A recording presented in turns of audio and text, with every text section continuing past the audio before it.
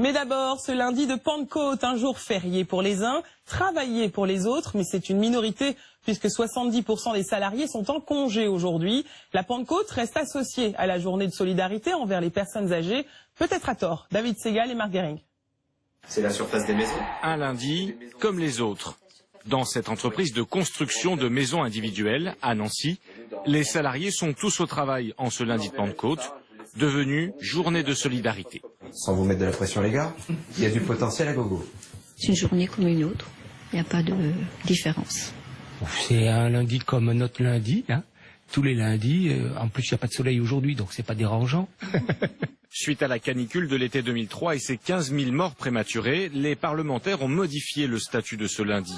Une journée de solidarité est instituée en vue d'assurer le financement des actions en faveur de l'autonomie des personnes âgées ou handicapées. Votée en 2004, la loi a été modifiée en 2008 pour assouplir son application. Désormais, les entreprises sont libres de choisir le jour qui sera travaillé par les salariés. C'est le cas pour les fonctionnaires, par exemple, qui ne travaillent pas aujourd'hui.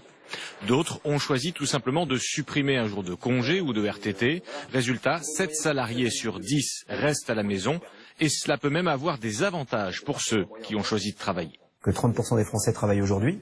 Donc nous, on va être tranquille, on va pouvoir se mettre à jour dans notre travail. Et même nos clients vont être satisfaits parce qu'ils vont être étonnés demain qu'on a déjà plus avancé que si on n'avait pas travaillé. Donc c'est une bonne chose.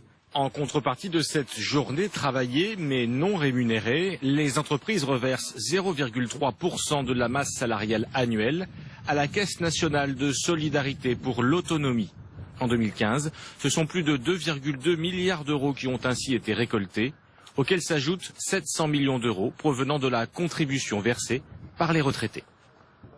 Et sans surprise, la circulation sera dense.